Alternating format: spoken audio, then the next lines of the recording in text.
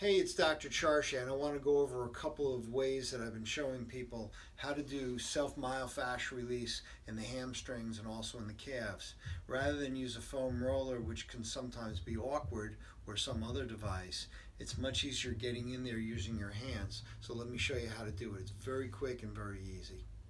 First I want to do is I want to show you how to do the hamstring.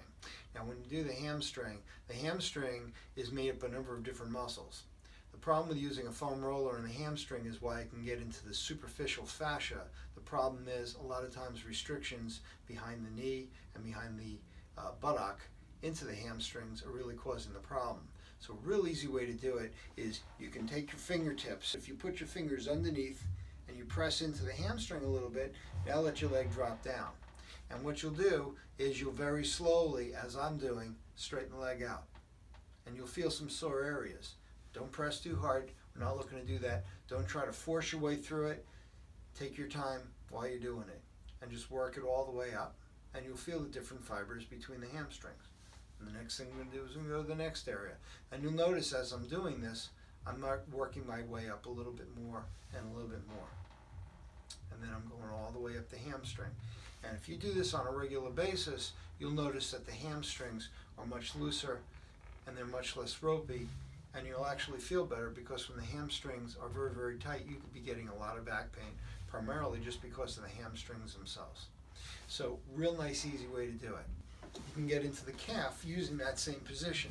So you bring your leg up like this into the muscle and feel for it. You can actually point your toes up and do the same thing. And you're basically doing a self-myofascial release. And then you go up a little farther, and you go up a little farther, and you can work all the way up into the back of the knee.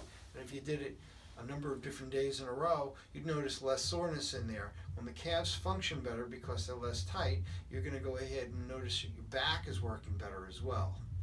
So those are a couple of quick tips that I can give you to work the hamstrings. Sometimes we'll even get into there, and I'll even get into there with the quadriceps as well. And just like the other way, you could just take this and just dig your finger in a little bit and bend the foot down or bend the knee down, just like I'm doing here. So that gets a lot of the leg areas, and sometimes it's a lot less awkward to do it that way than if you're going ahead and using a foam roller, which, while it's very, very effective, requires you to put yourself in different positions, while this allows you to put your fingers directly in the areas and loosen it up. Thanks for your time.